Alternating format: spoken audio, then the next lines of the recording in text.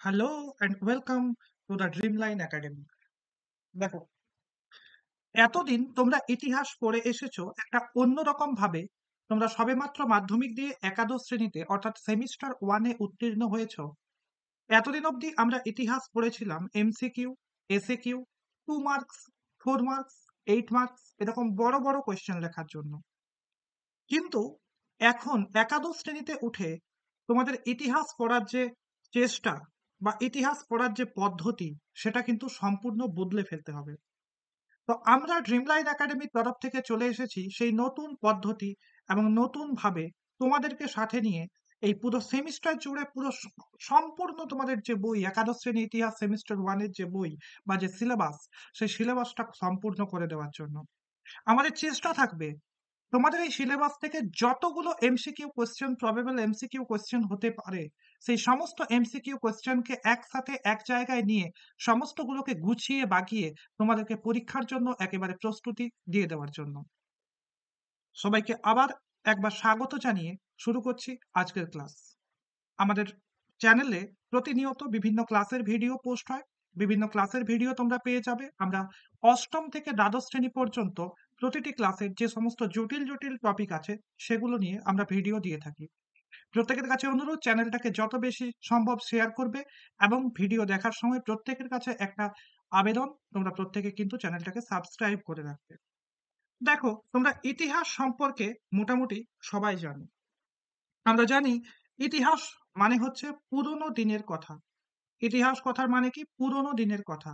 তাহলে পুরনো দিনের কথা হলেই যে ইতিহাস হয় না, সে কথাটা তোমরা ছোটবেলা থেকে ষষ্ঠ শ্রেণী, সপ্তম শ্রেণী, অষ্টম, নবম বা দশম যে কোনো শ্রেণীতেই তোমরা শিখে এসেছো যে পুরনো দিনের কথা হলেই ইতিহাস হয় না। পুরনো দিনের সেই কথাকে যুক্তি দিয়ে, তর্ক দিয়ে, সত্য মিথ্যা বিচার করে আমাদেরকে ইতিহাসে তুলে নিতে হয়। এই সব কাজ কারা করেন? এই সমস্ত কাজ করেন ঐতিহাসিকরা, যারা ইতিহাস রচনার সঙ্গে জড়িত সেই সমস্ত ব্যক্তিরা। আমাদেরকে বুঝে নিতে হয় বা জেনে নিতে হয় কোন কোন ঘটনাগুলো সত্য।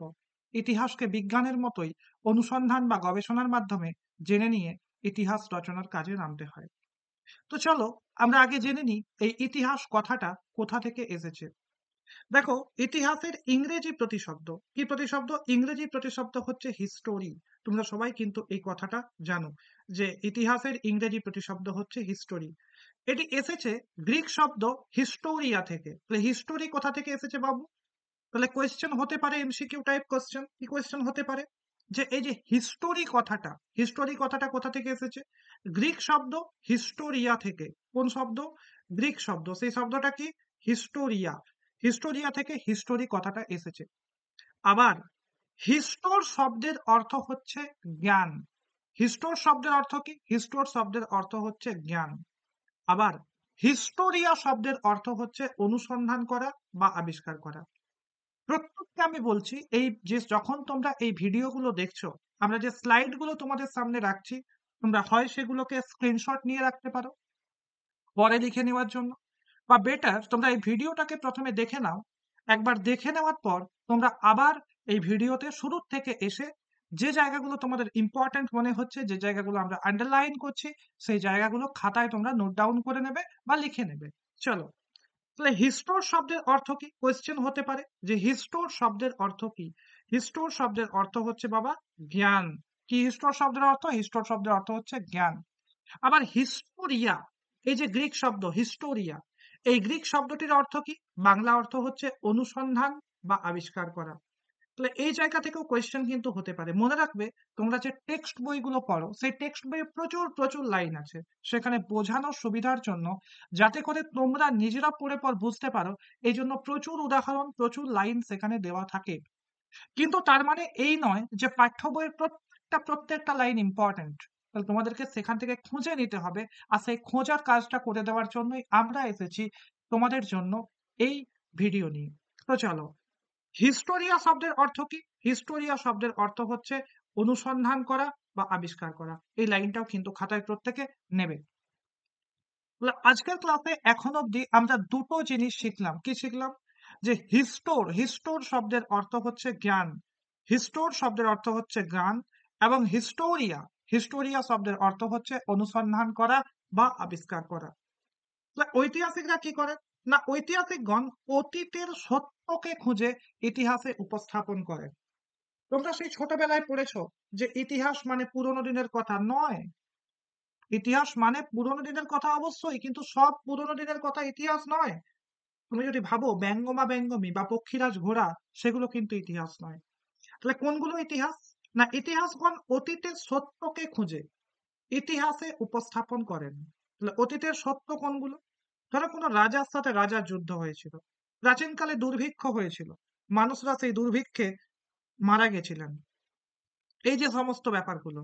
কোথাও রাজায় রাজায় যুদ্ধ হয়ে কোনো সন্ধি হয়েছিল, কোনো রাজা কোনো অঞ্চল জয় করেছিল, এই যে ব্যাপারগুলো। মানুষ বিদ্রোহ করে কোনো রাজাকে তার সিংহাসনচ্যুত করেছিল, এই যে ব্যাপারগুলো, এগুলো হচ্ছে ইতিহাস। তাহলে ঐতিহাসিকগণ কি করেন? দেখো ২ নম্বর পয়েন্ট দেখো আমাদের ক্লাসের। ঐতিহাসিকগণ অতীতের সত্যকে খুঁজে ইতিহাসে উপস্থাপন করেন। তাহলে পুরোনো দিনের ব্যাপারটাকে তারা খুঁজেন, তার মধ্যে সত্য ব্যাপারটাকে, যে কতটা সত্য এর মধ্যে, কতটা মিথ্যা আছে এর মধ্যে, সেটাকে খুঁজে উপস্থাপন করেন। উপস্থাপন করেন মানে কি? আমাদের সামনে রাখেন এবং নিরপেক্ষ দৃষ্টিতে অতীতের সত্যকে প্রকাশ করেন। নিরপেক্ষ দৃষ্টি কেন? ধরো ধরো ইংরেজরা ভারতবর্ষে রাজত্ব করতে এসেছিল। এরপর কোনো একজন ইংরেজ ঐতিহাসিক লিখলেন যে ভারতীয়রা ভালো ছিল না, শিক্ষিত ছিল না, তাই ইংরেজরা ভারতে গিয়েছিল। তাহলে এখানে কি নিরপেক্ষ হলো? না, এখানে পক্ষপাতিত্ব করা হলো। সেই ঐতিহাসিক কাদের পক্ষ নিয়ে লিখলেন? কাদের হয়ে লিখলেন? ইংরেজদের হয়ে লিখলেন। তাহলে ঐতিহাসিককে কি করতে হয়? সবসময় নিরপেক্ষ দৃষ্টিতে দেখতে হয়। মনে করো তোমার বন্ধু আর তুমি, এদিকে আমার বন্ধু আর আমি। আমার সাথে তোমার ঝগড়া হলো, তোমার বন্ধু কি বলবে? আমার দোষ। আমার বন্ধু বলবে তোমার দোষ। কিন্তু যদি এই ব্যাপারটা অন্য কোনো তৃতীয় ব্যক্তি দেখেন, তাহলে তিনি কি চেষ্টা করবেন? নিরপেক্ষতা দিয়ে, অর্থাৎ তিনি না তোমার হয়ে কথা বলবেন, না আমার হয়ে কথা বলবেন। এটাই হচ্ছে নিরপেক্ষ দৃষ্টি। ঐতিহাসিককে এই জায়গাটা দেখতে হয়, যাতে তিনি কি চেষ্টা পারেন? না নিরপেক্ষ দৃষ্টিতে অতীতের যে সত্য, সেই সত্যকে প্রকাশ করতে পারেন। তাহলে ঐতিহাসিকদের দুটো কাজ, কি কাজ বললাম বলো? এই যে দেখো, অতীতের সত্যকে খুঁজে বার করা। ঐতিহাসিকদের কাজ হচ্ছে অতীতের সত্যকে খুঁজে বের করে ইতিহাসে উপস্থাপন করা। আর ২ নম্বর কাজ হচ্ছে কেমন ভাবে? না নিরপেক্ষ দৃষ্টিতে। কেমন ভাবে? নিরপেক্ষ দৃষ্টিতে। এতে কোনো কিন্তু পক্ষপাতিত্ব থাকবে না। পক্ষপাতিত্ব থাকবে না। মানে হচ্ছে ঐতিহাসিক না তোমার হয়ে কথা বলবেন, না আমার হয়ে কথা বলবেন। ঐতিহাসিকের দৃষ্টিভঙ্গি সবসময় কেমন থাকবে বাবু? নিরপেক্ষ থাকবে। ঠিক আছে? প্রথম দিকে শাসকবর্গ বা সমাজের উচ্চ শ্রেণীর কার্যকলাপ কেন্দ্রিক ইতিহাস রচিত হতো, কিন্তু বর্তমানে সব শ্রেণীর সমস্ত বিষয়ে তুলে ধরা হয়। ব্যাপারটা বোঝো কি বলা হচ্ছে এখানে। প্রথম দিকে মানে কি? প্রাচীন কালের যে ইতিহাস বা মধ্যযুগের যে ইতিহাস, সেখানে কি বলা হয় বলতো? দেখবে সামন্ত প্রভুদের বিভিন্ন বর্ণনা আছে বা রাজাদের বিভিন্ন বর্ণনা আছে। সেখানে কি করা আছে? সেখানে রাজাদেরকে নিয়ে বলা আছে, রাজার এই রানী ছিল, রাজার এই প্রাসাদ ছিল, রাজা দুর্গ বানাতেন, রাজা এই করতেন, রাজা সেই করতেন। সেইখানে ইতিহাসে কোথাও কোনো শ্রমিকের নাম কি থাকে? যে রাজা এই দুর্গ বানিয়েছিলেন এই কারিগরের হাত দিয়ে, এই মিস্ত্রি রাজার দুর্গটি বানিয়ে দিয়েছিলেন, বা এই ইঞ্জিনিয়ার রাজার দুর্গের নকশা তৈরি করেছিলেন। আমরা সেই ইতিহাস কিন্তু পাই না। একটা গল্প আছে যে শাহজাহান নাকি হাতগুলো কেটে দিয়েছিলেন শ্রমিকদের, যাতে করে তাজমহলের মতো দ্বিতীয় বিকল্প না তৈরি হয়। কার হাত কেটেছিলেন তার কি নাম জানা যায়? জানা যায় না। কিন্তু শাহজাহানের নাম জানা যায় যে তিনি তাজমহল বানিয়েছিলেন।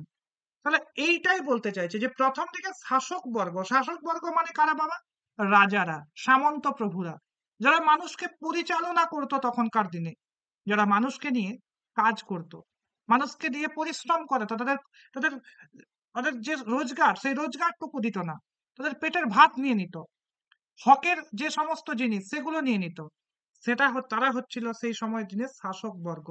আর সমাজের উচ্চ শ্রেণীর মানুষ, ওই যে সামন্ত প্রভুরা, জমিদাররা, ভূস্বামীরা, এদেরকে কি বলবো? সমাজের উচ্চ শ্রেণীর মানুষ। তাদের কার্যকলাপ মানে তারা কি করেছেন, কি করছেন, এগুলো ইতিহাসে লেখা হতো। কিন্তু বর্তমানে সব শ্রেণীর সমস্ত বিষয় তুলে ধরা হয়। বর্তমানে কি করা হয়? দেখো এখনকার বর্তমানের যে ইতিহাস, সেখানে একটা দরিদ্র মানুষের কথাও তোমরা উল্লেখ পাবে, আবার একজন রাজার কথাও তোমরা উল্লেখ পাবে। তাই বর্তমানের ইতিহাসকে বলা হয় সামগ্রিক ইতিহাস বা টোটাল হিস্ট্রি। তাহলে এখান থেকে কোয়েশ্চেন হতেই পারে, কি কোয়েশ্চেন হতে পারে, যে ধরো দিয়ে দিল যে বর্তমানে সমস্ত শ্রেণীর ইতিহাস তুলে ধরা হয়, এই ইতিহাসকে বলা হয় সামগ্রিক ইতিহাস।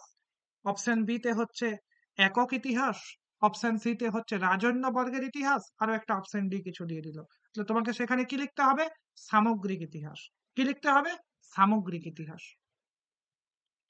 আচ্ছা দেখো, আমরা লিপির ব্যবহারের ভিত্তিতে, লিপি কোনগুলো? তোমরা আমাকে কোয়েশ্চেন করতে পারো স্যার লিপি কোনগুলো।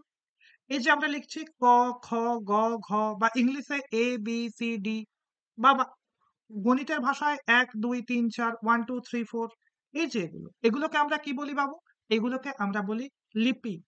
আমরা কি বলি? লিপি। সেই লিপির ব্যবহারের ভিত্তিতে প্রাচীন যে যুগ, আমরা ইতিহাসকে 3টি ভাগে ভাগ করি: প্রাচীন যুগ, মধ্যযুগ, আধুনিক যুগ। বলো আমার সাথে কি কি বলি?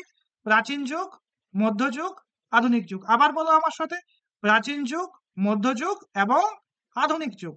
তো এই যে প্রাচীন যুগ, আমরা প্রাচীন যুগের ইতিহাস আমরা এখন পড়ছি এই অধ্যায়ে। তো সেই প্রাচীন যুগের ইতিহাসকে কটি ভাগে ভাগ করা যায় বাবু? প্রাগৈতিহাসিক যুগ, প্রায়ৈতিহাসিক যুগ এবং ঐতিহাসিক যুগ। বলো আমার সাথে, আবার বলো। প্রাগৈতিহাসিক যুগ, প্রায়ৈতিহাসিক যুগ এবং ঐতিহাসিক যুগ। প্রাগৈতিহাসিক যুগের ইংরেজি কি আছে বাবা? Prehistoric age. বলো আমার সাথে, প্রি হিস্টোরিক এজ। বলো আমার সাথে, আবার বলো, প্রি হিস্টোরিক এজ। এরপর আসছে প্রায় ঐতিহাসিক যুগ। কি আসছে? প্রায় ঐতিহাসিক যুগ। তোমরা এমন ভাবার কোনো কারণ নেই স্যার প্রাগৈতিহাসিক যুগ কাকে বলে। আমি আবার আসছি, প্রাগৈতিহাসিক যুগ কাকে বলে সেই সম্পর্কে বিস্তারিত আলোচনা হবে। আগে তোমরা নামগুলো জানো, যে এই যে যুগ বিভাজন, এরপর কি আসছে 2 নম্বরে? প্রায় ঐতিহাসিক যুগ। প্রায় ঐতিহাসিক যুগকে ইংরেজিতে কি বলা হয়? Protohistoric age. বলো, প্রায় ঐতিহাসিক যুগকে কি বলা হয়? Protohistoric age. 2 নম্বর ভাগ আমরা পেয়ে গেলাম। 3 নম্বর ভাগকে কি বলা হয়? ঐতিহাসিক যুগ। কি বলা হয় বাবু? ঐতিহাসিক যুগ। এর ইংরেজি কি আছে? Historic age.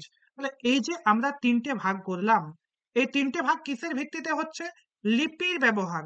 মানে মানুষ কখন লিপি ব্যবহার করতে শিখলো, তার মানে মানুষ কখন লিখতে শিখলো। লিপি ব্যবহার করা মানে কি? লিপিটা আমরা কি জন্য ব্যবহার করি? লেখার জন্য ব্যবহার করি। তাহলে এই লিপি ব্যবহারের ভিত্তিতে বা লেখার ভিত্তিতে প্রাচীন যুগকে আমরা কটা ভাগে ভাগ করছি বাবু? 3টে ভাগে। কটা ভাগে ভাগ করছি বলো আমার সাথে? 3টে ভাগে। এই 3টে ভাগকে কি বলা হচ্ছে? প্রাগৈতিহাসিক যুগ বা প্রি হিস্টোরিক এজ। বলো আমার সাথে, প্রাগৈতিহাসিক যুগ বা প্রি হিস্টোরিক এজ। 2 নম্বরে কি বললাম? প্রায়ৈতিহাসিক যুগ বা প্রোটো হিস্টোরিক এজ। কি বললাম? প্রায়ৈতিহাসিক যুগ বা প্রোটো হিস্টোরিক এজ এবং ঐতিহাসিক যুগ বা হিস্টোরিক এজ। আশা করি এই অবধি কোনো সমস্যা নেই। যদি থাকে কমেন্ট সেকশনে লিখে জানাও। ঠিক আছে? যা সমস্যা তোমরা কিন্তু অবশ্যই, অবশ্যই কমেন্ট সেকশনে লিখে জানাবে। যদি কমেন্ট সেকশনে লিখতে না পারো, তাহলে তোমরা আমাদেরকে হোয়াটসঅ্যাপ, টেলিগ্রাম বা আমাদের অফলাইন ক্লাসে তোমাদের যে কিছু ডাউট আছে সেগুলো খাতায় কিন্তু পড়ার সাথে সাথে লিখে রাখবে। আমরা সবগুলো সমাধান করব। আর যারা আমাদেরকে অফলাইন ক্লাসে পড়ছো না কিন্তু ইউটিউব থেকে ভিডিওটা দেখছো, তোমরা কমেন্ট সেকশনে অবশ্যই কমেন্টে লিখে জানাবে তোমাদের যা কিছু সমস্যা আছে। চলো পরের, আমরা আছি এরপর আমরা আছি এরপর প্রাক ঐতিহাসিক যুগে। দেখো, তোমরা ভাবছিলে স্যার বোধহয় বলে দিয়ে চলে যাবেন প্রাগৈতিহাসিক যুগ, আর পড়াবেন না। এই দেখো, চলে এসেছি তোমাদের সেই জায়গাটায় যেখানটা তোমরা ভাবছিলে যে স্যার প্রাগৈতিহাসিক যুগ কাকে বলে। চলে এসো প্রাগৈতিহাসিক যুগ। দেখো, তোমরা সন্ধি বিচ্ছেদ পড়েছো নিশ্চয়ই বাংলায়। প্রাগৈতিহাসিকের সন্ধি বিচ্ছেদ হচ্ছে প্রাক যুক্ত ঐতিহাসিক, তার নাম হচ্ছে প্রাগৈতিহাসিক। ঠিক আছে? চলো, প্রাক ঐতিহাসিক যুগ। প্রাক ঐতিহাসিক যুগের বাংলা ইংরেজি নাম কি? Prehistoric age. কি নাম? Prehistoric age. দেখো, এই প্রি হিস্টোরিক, প্রি হিস্টোরি কথাটা কে প্রথম ব্যবহার করেন?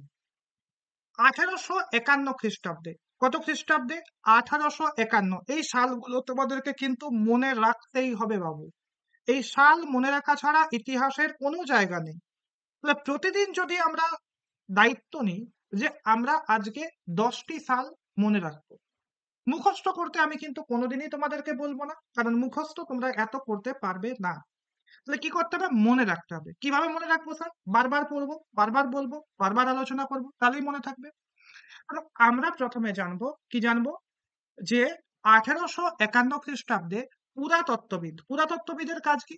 যারা মাটি খুঁড়ে পুরোনো দিনের মানুষের, লিখতে পারো খাতায় আমি যখন বলছি, পুরাতত্ত্ববিদ কাদের বলা হয়? যারা মাটি খুঁড়ে পুরোনো দিনের মানুষের ব্যবহার্য জিনিসপত্র বের করে আনেন এবং সেগুলোকে ইতিহাস রচনার উপাদান হিসেবে ব্যবহার করেন। যারা মাটি খুঁড়ে পুরোনো দিনের ইতিহাসগুলোকে বের করে আনেন বা পুরোনো দিনের ব্যবহার্য যন্ত্রপাতি বা ব্যবহার্য জিনিসপত্র থেকে যে ইতিহাসের উপাদান পাওয়া যায় সেটাকে খুঁজে বার করেন, তাদেরকে বলা হয় পুরাতত্ত্ববিদ। তাহলে 1851 খ্রিস্টাব্দে পুরাতত্ত্ববিদ, তাহলে পুরাতত্ত্ববিদ কাদের বলে জানলে তোমরা?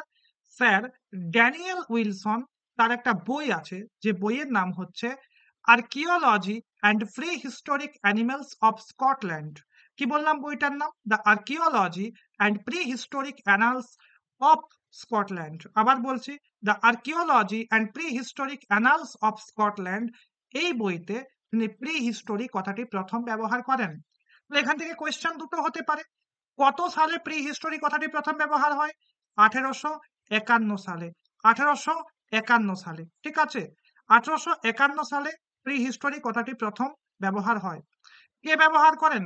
Sir Daniel Wilson. কে প্রথম ব্যবহার করেন? Sir Daniel Wilson. দেখো,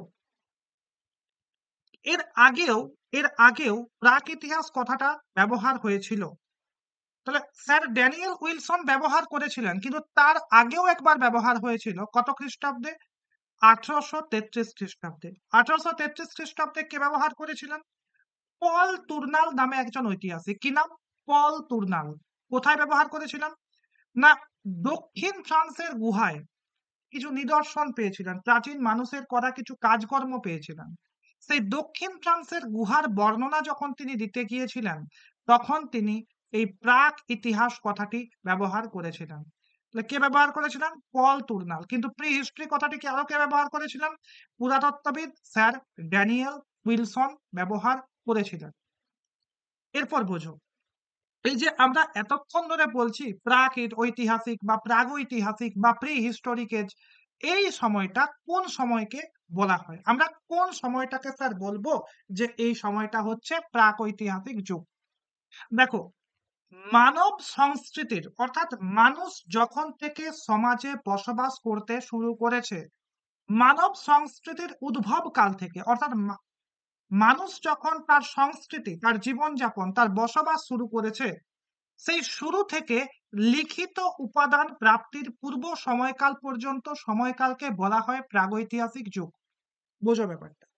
তাহলে মানুষ যখন থেকে বেঁচে থাকা শুরু করেছে, যে কোনো উপায়ে, সে গুহাতে হোক, সে খোলা আকাশের নিচে হোক, বা কোনো গাছের ডালে হোক বা গাছের নিচে হোক, মানুষ যখন থেকে মোটামুটি সে বাঁচা শুরু করেছে, তার জীবন শুরু করেছে, সেই সময় থেকে শুরু করে মানুষ যখন লিখতে শিখেছে বা ঐতিহাসিকরা যখনকার লিখিত উপাদান পেয়েছেন, ধরো যদি আজ পেয়েছে তাহলে আজের আগে পর্যন্ত সময়কাল।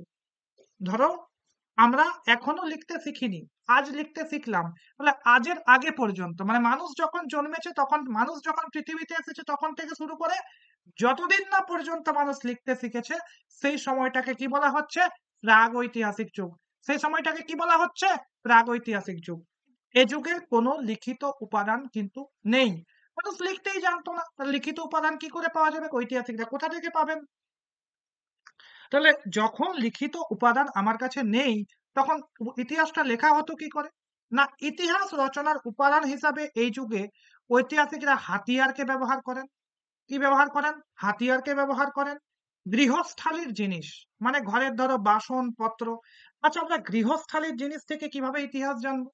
ধরো কোনো সভ্যতায় যদি মাটির থালা বাসন পাওয়া যায়, তার মানে কি সেই সভ্যতায় মৃৎশিল্প বেশি ছিল।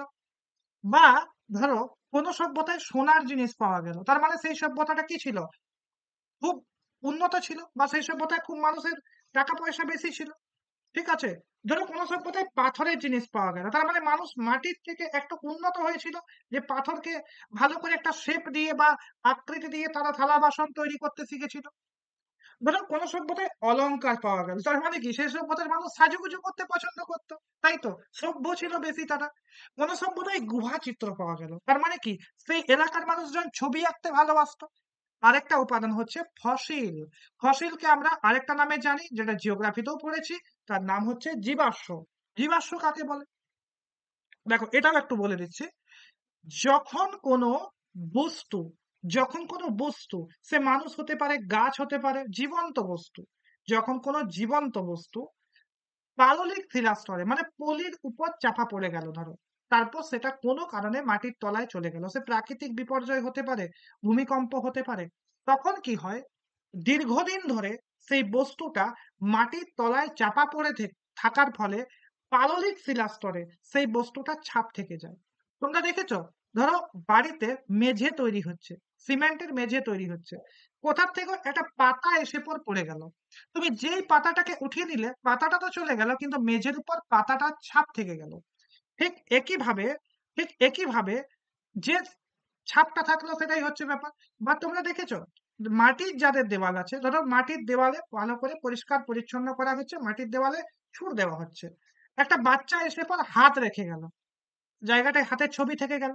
এই যে ব্যাপারটা, ঠিক একই রকম ভাবে মানুষ বা পশু যদি পাললিক শিলাস্তরের উপর চাপা পড়তো, তখন তার ছবিটা ওই জায়গার উপর থেকে যেত, তখন এই ব্যাপারটাকে বলা হচ্ছে ফসিল। ধরো একটা জায়গায় ভেজা মাটি আছে, খুব একটা মজাদার বলছি, একটা ভেজা মাটি আছে, একটা হাঁস পাতপাত পাতপাত পাতপাত করে এগিয়ে চলে গেল, এই হাঁসের পায়ের ছাপটা থেকে গেল, তার ফলে কি হচ্ছে, একটা ছবি থেকে যাচ্ছে, তাহলে এই ব্যাপারটা হচ্ছে ফসিল। তাহলে কোয়েশ্চেন যদি পরীক্ষায় পড়ে যে পাললিক শিলাস্তরে মৃত জন্তুর যে ছাপ থেকে যায়, তাকে কি বলে, ফসিল বলে, হসিল বলে, ধসিল বলে, নসিল বলে, তখন লিখতে পারবে তোমরা, তাহলে বোঝা গেল ফসিল ব্যাপারটা কি। দেখো, প্রাগৈতিহাসিক যুগের সময়কাল ভিন্ন দেশে ভিন্ন রকম, অবশ্যই ভিন্ন দেশে ভিন্ন রকম, মানে ব্যাপারটা কি, ধরো আমাদের ভারতবর্ষে যে সময় প্রাগৈতিহাসিক যুগ চলছিল, আমেরিকাতে সেই সময় নাও চলতে পারে, হতে পারে সেখানের মানুষ আগে লিখতে শিখেছিল, পড়তে শিখেছিল, চীন দেশে আগে পরে হতে পারে, আরো কোনো দেশে আগে পরে হতে পারে। তাহলে এলাকা ভেদে, মানে মনে করো ভারতে এক সময় হয়েছিল, তো আমেরিকায় আরেক সময়, আমেরিকায় আরেক সময়, তো আরো কানাডা বা অন্য সুইজারল্যান্ড অন্য কোনো দেশে অন্য কোনো সময়। তাই এলাকা ভেদে এই যুগের সময়কালটা কিন্তু এক এক রকম হয়। মানে এমন ব্যাপার নয় যে এই সাল থেকে এই সাল পর্যন্ত প্রত্যেকটা দেশে প্রত্যেকটা জায়গায় পুরো পৃথিবী জুড়ে প্রাগৈতিহাসিক যুগ চলেছিল, এমনটা ভাবা কিন্তু ভুল হয়ে যাবে। এই যুগকে তিনটি উপবিভাগে ভাগ করা যায়। উপবিভাগ মানে কি, ছোট ছোট টুকরো আমরা করতে পারি, কোন যুগে, প্রাগৈতিহাসিক যুগে। প্রাগৈতিহাসিক যুগের কটি টুকরো আমরা করতে পারি বাবু, প্রাগৈতিহাসিক যুগে তিনটি আমরা টুকরো করতে পারি। একটি হচ্ছে প্রাচীন প্রস্তর যুগ, এটাকে বলা হয় প্যালিওলিথিক এজ। প্রাচীন প্রস্তর যুগকে আবার কটি ভাগে ভাগ করছি, তিনটি ভাগে, সরি সরি সরি সরি প্রাগৈতিহাসিক যুগকে আমরা কটি ভাগে ভাগ করছি, তিনটি ভাগে। প্রাচীন প্রস্তর যুগ, এটাকে আমরা বলছি প্যালিওলিথিক এজ, তারপরের ভাগটার নাম হচ্ছে মধ্যপ্রস্তর যুগ, যার নাম হচ্ছে মেসোলিথিক এজ, তারপরের ভাগটার নাম হচ্ছে নব্যপ্রস্তর যুগ, যার নাম হচ্ছে নিওলিথিক এজ। তাহলে বোঝা গেল, প্রাগ ঐতিহাসিক যুগকে আমরা কটা ভাগে ভাগ করলাম, তিনটা ভাগে, প্রাচীন প্রস্তর যুগ, মধ্যপ্রস্তর যুগ এবং নব্যপ্রস্তর যুগ। বলো আমার সাথে আবার এই জায়গাটা, প্রাগৈতিহাসিক যুগকে আমরা কটা ভাগে ভাগ করছি, বলো বলো আমার সাথে বলো। কি বললাম, প্রাচীন প্রস্তর যুগ, এর ইংলিশ নাম কি বললাম, প্যালিওলিথিক এজ। কি বললাম, প্রাচীন প্রস্তর যুগ, এর নাম কি বললাম, প্যালিওলিথিক এজ। আরেকটা কি বললাম, মধ্যপ্রস্তর যুগ, কি বললাম ইংলিশ, মেসোলিথিক এজ। বলো আমার সাথে, মধ্যপ্রস্তর যুগ বা মেসোলিথিক এজ এবং নব্যপ্রস্তর যুগ বা নিওলিথিক এজ। এরপর আমরা প্রাচীন প্রস্তর যুগ সম্পর্কে পড়ব। প্রাচীন প্রস্তর যুগ কি না, প্রাচীন প্রস্তর যুগে আমি এখানে লিখিনি, এই যুগে আবার তিনটা ভাগ অনেক সময় করা যায়। কি করা যায়, নিম্ন পুরাপ্রস্তর, খাতায় তোমরা লিখে রাখতে পারো, প্রাচীন প্রস্তর যুগে আরো তিনটে ভাগ করা যায়। কি ভাগ করা যায়, নিম্ন পুরাপ্রস্তর, মধ্য পুরাপ্রস্তর এবং উচ্চ পুরাপ্রস্তর যুগ। বলো কি ভাগ করতে পারি, নিম্ন পুরাপ্রস্তর প্রাচীন প্রস্তর যুগে সব থেকে পুরোনো ভাগ, তারপরে কি মধ্য পুরাপ্রস্তর এবং উচ্চ পুরাপ্রস্তর। কত সময় থেকে কত সময় পর্যন্ত প্রাচীন প্রস্তর যুগ ছিল, আনুমানিক 50,000 থেকে 15,000 খ্রিস্টপূর্বাব্দ, অর্থাৎ যীশু খ্রিস্টের জন্মের প্রায় 50 বছর আগে থেকে শুরু করে যীশু খ্রিস্টের জন্মের 15 বছর আগে পর্যন্ত এই যে সরি 15,000, এক্সট্রিমলি সরি, 50,000 বছর আগে থেকে শুরু করে 15,000 বছর আগে পর্যন্ত কার জন্মে? যীশু খ্রিস্টের। যীশু খ্রিস্টের জন্মের আগের সময়কে আমরা কি বলি? খ্রিস্টপূর্বাব্দ। এই খ্রি আর পু লিখেছি, এর মানে খ্রিস্টপূর্বাব্দ। এই সময় পর্যন্ত প্রাচীন প্রস্তর যুগের ব্যাপ্তি ছিল। কিন্তু দেখো, আমি আগেই তোমাদেরকে বলে রেখেছি যে সময়কাল ভিন্ন দেশে ভিন্ন রকম। মানে এমনটা নয় কিন্তু যে ভারতবর্ষে যে সময় প্রাচীন প্রস্তর, সেই সময়টা রাশিয়াতেও প্রাচীন প্রস্তর হবে, সেই সময়টা কিন্তু আলাদা আলাদা হতে পারে। আমি মোটামুটি একটা গড়পড়তা সময় বিভিন্ন বই থেকে আমি লিখেছি এই ব্যাপারটা, যে বিভিন্ন বইয়ে বিভিন্ন রকম, মোটামুটি একই রকম। সেটা হচ্ছে 50,000 থেকে 15,000 খ্রিস্টপূর্বাব্দ পর্যন্ত এই প্রাচীন প্রস্তর যুগ বা প্যালিওলিথিক এজ এটা কিন্তু ছিল। এই যুগের মানুষ কি না পিকিং মানব। তাহলে বিভিন্ন মানুষের মানুষের প্রজাতি আছে। এই যে পিকিং মানবটা হচ্ছে প্রাচীন প্রস্তর যুগের মানব। জাভা মানব, জাভা মানবটা হচ্ছে প্রাচীন প্রস্তর যুগের মানব। আর কি হোমো ইরেক্টাস, এগুলো হচ্ছে প্রাচীন প্রস্তর যুগের মানুষ। এরা কোথায় থাকতো? আফ্রিকার গ্রে রিফটা উপত্যকা, আফ্রিকার গ্রে রিফটা উপত্যকা। ভারতের কোথায় ছিল? না পাঞ্জাবের সোয়ান উপত্যকা, পাঞ্জাবের কোথায়? সোয়ান উপত্যকাতে, এবং মাদ্রাসে। কোন যুগের মানুষ? প্রাচীন প্রস্তর যুগের মানুষ। এদের বৈশিষ্ট্যগুলি কি? না প্রথমে এরা খোলা আকাশের নিচে বাস করত। মানে এদের কোনো বাড়ি ঘর কিচ্ছু ছিল না। বৃষ্টি পড়লে পশুর মতো ভিজত, শীতে কষ্ট পেত, গরমে কষ্ট পেত। প্রথমে এরা কোথায় থাকতো? খোলা আকাশের নিচে। পরবর্তীকালে কোথায় থাকতো? না গুহার ভিতর। পরবর্তীকালে কোথায় থাকতো? গুহার ভিতর। সবচেয়ে ইম্পর্টেন্ট জায়গা, এরা খাদ্য উৎপাদন করতে পারতো না। প্রাচীন প্রস্তর যুগের মানুষই একমাত্র মানুষ যারা কিন্তু নিজেদের খাদ্য নিজেরা উৎপাদন করতে শেখেনি। এরা কি করত? খাদ্য সংগ্রহ করত। কিভাবে? বনের থেকে ধরো গাছের ফল নিয়ে আসতো, কোনো গাছের পাতা নিয়ে আসতো, ঠিক আছে? আর কি করত? পশু শিকার করত। পশু শিকার কিন্তু অনেক পরে। প্রাচীন প্রস্তর যুগে মানুষ সর্বপ্রথম বনজ খাবার সংগ্রহ করত। পশু শিকার কিন্তু তারপরে এসছে। প্রথমে বনের থেকে ফলমূল সংগ্রহ করত, পাতা সংগ্রহ করত। এরপর যখন ফলমূল পাতা খাওয়ার পর তাদের একটু টেস্ট চেঞ্জ করতে লাগলো, যেমন আমরা ভাতের সাথে কোনোদিন ভাত না হয়ে পর চাউমিন হয়ে যায় বিকেল দিকে, সেরকম এরাও টেস্ট চেঞ্জ করতে শুরু করলো, ঠিক আছে? এদের ভালো খেতে ইচ্ছে করলো, তখন কি করলো? দলে দলে বিভক্ত হয়ে বসবাস করতো। কেন দলে দলে বিভক্ত হয়ে বসবাস করতো? কারণ নাম্বার ওয়ান হচ্ছে আত্মরক্ষা। যদি একসাথে এক দলে অনেকজন থাকা যায়, বন্য পশু আক্রমণ করতে ভয় পাবে। সবচেয়ে বড় কথা হচ্ছে বন্য পশুকে শিকার করা। ছাগল শিকার তুমি দুজন মিলে করতে পারবে ভাই, কিন্তু হাতি শিকার তুমি দুজন মিলে করতে পারবে? তোমাকে তুলে নিয়ে লুফালুফি করবে ভাই হাতি, টেনিস বলের মতো, তাই না? তাহলে বুঝতে পারছো তো? এবার মনে করো বন শুয়োর চলে এলো একটা তোমার সামনে, তাকে তুমি শিকার করবে, তাহলে কি লাগবে? অ্যাটলিস্ট 40-45 জন লাগবে। তো দেখো এদের হাতিয়ার গুলো কেমন ছিল। কথায় আছে প্রাচীন প্রস্তর যুগ, প্রথমেই আমি লিখে রেখেছি। মনে রাখবে, প্রস্তর যুগ যত পুরনো থেকে নতুন দিকে যাবে, পাথরের হাতিয়ার গুলো তত ছোট হবে, ভালো হবে, সুন্দর হবে, ছুচালো হবে। তাহলে প্রাচীন প্রস্তর যুগ মানে সবচেয়ে পুরনো পাথরের যুগ। হাতিয়ার ছিল মোটা, বড়, ভারী, অমসৃণ, মানে বড় বড় পাথর দিয়ে তারা হাতিয়ার বানাতো। এই প্রাচীন প্রস্তর যুগে যেমন আমি বলেছি ইম্পর্টেন্ট লাইন, এরা খাদ্য উৎপাদন করতে পারতো না, তেমনই আরেকটা ইম্পর্টেন্ট জায়গা তোমরা এটা হোলির মতো করে গাবিয়ে রেখে দিতে পারো ভাই। আগে যখন সেমিস্টার ছিল না, ইয়ারলি পরীক্ষা হতো, তখন এই কোয়েশ্চেনটা বারবার এসছে, বা নিচের ক্লাসে ক্লাস 7-8 এর ইতিহাসে বারবার এসছে। সেটা হচ্ছে হাত কুঠার, সেটা হচ্ছে হাত কুঠার। হাত কুঠার ব্যাপারটা কি? না প্রাচীনকালে মানুষরা একই হাতিয়ার দিয়ে, ওই পাথরের হাতিয়ার দিয়ে কাঠ কাটা, মাংস কাটা, শিকার করা, আরো বিভিন্ন কাজ করত। এই হাতিয়ারকে বলা হতো হাত কুঠার বা হ্যান্ডে। কোয়েশ্চেনটা পরীক্ষায় এমসিকিউ টাইপ এরম করে দিতে পারে। প্রাচীন প্রস্তর যুগে মানুষের ব্যবহৃত একটি অস্ত্র ছিল হাত কুঠার, তরবারি, ছুরি, বর্ষা। এরকম কোয়েশ্চেন হতে পারে। বা কোয়েশ্চেন হতে পারে একই হাতিয়ার দিয়ে প্রাচীনকালে মানুষ কাঠ কাটা, মাংস কাটা, শিকার করা ইত্যাদি কাজ করত। এই হাতিয়ারকে বলা হতো ড্যাশ। ঠিক আছে, এইভাবে কিন্তু কোয়েশ্চেন হতেই পারে। তোমরা কিন্তু অবশ্যই এই কোয়েশ্চেন গুলো খুব গুরুত্ব সহকারে মাথায় রাখবে। তাহলে বোঝা গেল প্রাচীন প্রস্তর যুগ। আবার এক ঝলক দেখে নেওয়া যাক, প্রাচীন প্রস্তর যুগের ইংরেজি নাম কি? Palaeolithic age. কত বছর থেকে কত বছর? 50,000 থেকে 15,000। কোথায় কি কি নাম ছিল এই মানুষদের? পিকিং মানব, জাভা মানব, হোমো ইরেক্টাস। কোথায় ছিল? আফ্রিকার গেরিপ্টা উপত্যকা, ভারতের পাঞ্জাবের সোয়ান উপত্যকা, মাদ্রাজ। কোথায় থাকতো? প্রথমে খোলা আকাশের নিচে, তারপর গুহায়। কেমন ভাবে খাদ্য উৎপাদন করতো? উৎপাদন করতে পারতো না, খাবার সংগ্রহ করতো, পরে পশু শিকার করতো। থাকতো কেমন হবে? দলে দলে। কেমন হাতিয়ার ছিল? বড়, মোটা, অমসৃণ। হাত কুঠার কি? একই হাতিয়ার দিয়ে প্রাচীনকালে, প্রাচীন প্রস্তর যুগে মানুষ কাঠ কাটা, মাংস শিকার ইত্যাদি কাজ করত। একে বলা হতো হাত কুঠার। চলে এসো পরবর্তী জায়গায়, মধ্য প্রস্তর যুগ। প্রাচীন প্রস্তর যুগের পরের যে ভাগ, সেটা হচ্ছে মধ্য প্রস্তর যুগ। প্রাচীন প্রস্তর যুগের পরের যে ভাগটার নাম কি হচ্ছে? মধ্য প্রস্তর যুগ। এর নাম কি? ইংলিশ নাম মেসোলিথিক এজ। কি নাম? Mesolithic age. কোথায় আছে? ভারতের পাঞ্জাব। ভারতের কোথায় আছে বাবু? পাঞ্জাব, রাজস্থান, গুজরাটে এই সংস্কৃতির নিদর্শন পাওয়া যায়। তাহলে মধ্যপ্রস্তর যুগের মানুষ ভারতে কোথায় থাকতো? পাঞ্জাবে, রাজস্থানে, গুজরাটে। এই যুগের প্রধান বৈশিষ্ট্য কি? না তারা ছিল অর্ধ যাযাবর। আগে কি ছিল? পুরো যাযাবর। এক জায়গায় খাবার শেষ হয়ে গেলে মানুষ অন্য জায়গায় চলে যেত।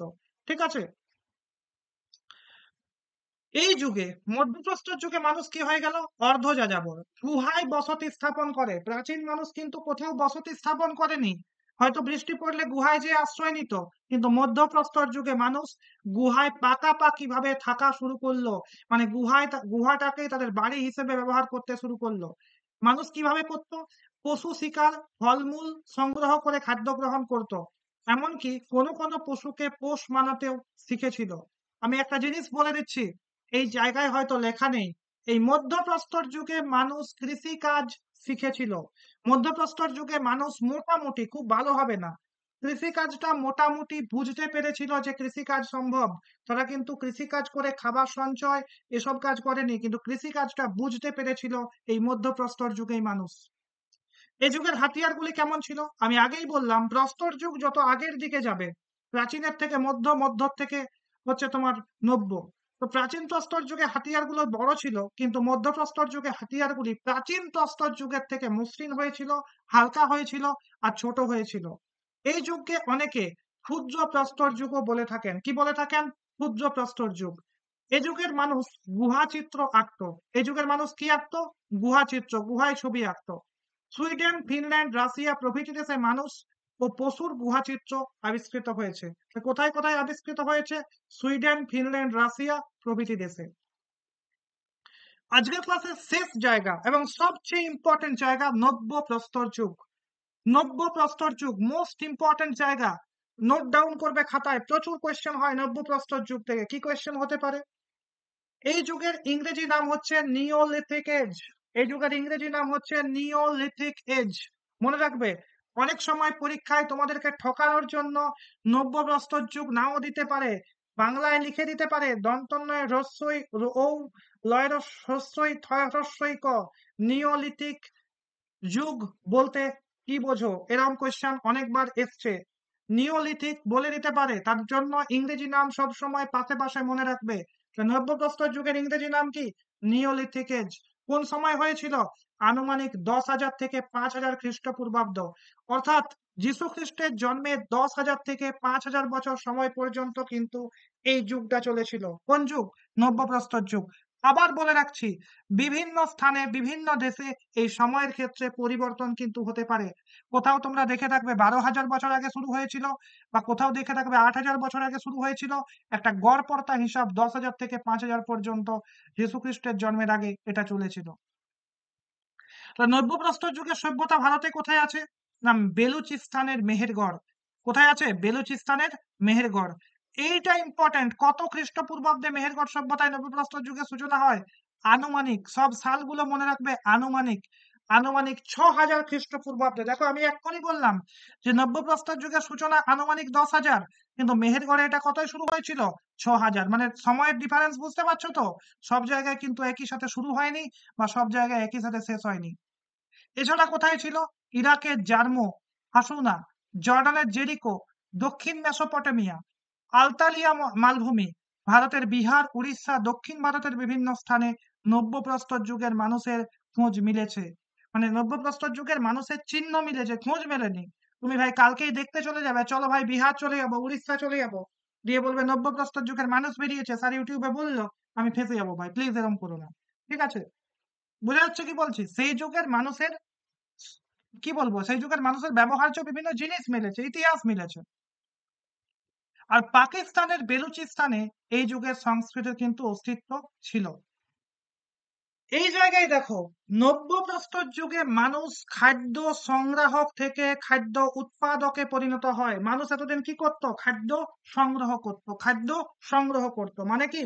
মানে মানুষ খাবারটা অন্যের উপর নির্ভর করতে হয়, পশু শিকার করতে হতো, না হয় খাদ্য ফলমূল জোগাড় করতে হতো, পাতা জোগাড় করতে হতো।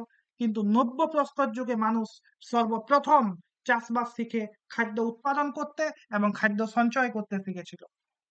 এরপর কি না, এই সময় মানুষ ডালপালা ঘাস প্রভৃতি দিয়ে স্থায়ী বসতি নির্মাণ করে। তাহলে কোয়েশ্চেন হতে পারে, মানুষ গৃহ নির্মাণ শুরু করে প্রাচীন প্রস্তর যুগে, মধ্যপ্রস্তর যুগে, নব্যপ্রস্তর যুগে না তাম্রব্রোঞ্জ যুগে? কি লিখতে হবে?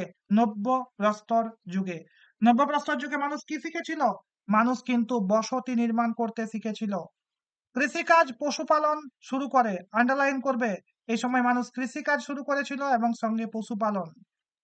মোস্ট ইম্পর্টেন্ট লাস্ট লাইন হতে পারে, কিন্তু এই লাইন থেকে তোমাকে হিরো করতে পারে, জিরো করতে পারে। এই লাইন থেকে দুটো কোয়েশ্চেন, আজকের ক্লাসে লাস্ট দুটো কোয়েশ্চেন খাতায় অবশ্যই নোট ডাউন করবে। সেটা হচ্ছে, এই যুগের মানুষ, এই যুগের সবচেয়ে গুরুত্বপূর্ণ বিষয় হলো চাকার ব্যবহার আর আগুনের ব্যবহার। চাকার ব্যবহার আর আগুনের ব্যবহার, মানে যোগাযোগ ব্যবস্থার অগ্রগতি শুরু হয়েছিল নব্যপ্রস্তর যুগে। এবং এবং মানুষের মুখের টেস্ট আবার বদলাচ্ছে। মানুষ এবার পোড়া মাংস খাবে। কেন? কারণ আগুন ব্যবহার করতে শিখে গেল কোন যুগে? নব্যপ্রস্তর যুগে। প্রত্যেককে অসংখ্য ধন্যবাদ। আজকের ক্লাস এই অবধি রইল। দেখা হচ্ছে খুব শীঘ্রই আগামী বুধবার ঠিক সন্ধ্যে 6:45 ইউটিউব লাইভ ক্লাসে। Thank you. ধন্যবাদ সবাইকে ড্রিমলাইন একাডেমিতে এতক্ষণ ধরে সময় দেওয়ার জন্য। এরপর প্রতিদিন আমরা যে ক্লাসগুলো নেব, সেই ক্লাসগুলোর ইউটিউব ভিডিওর সাথে ইউটিউব কোয়েশ্চেনও আমরা করব। সেগুলো কিন্তু তোমরা উত্তর দেওয়ার জন্য অবশ্যই প্রস্তুত থাকবে।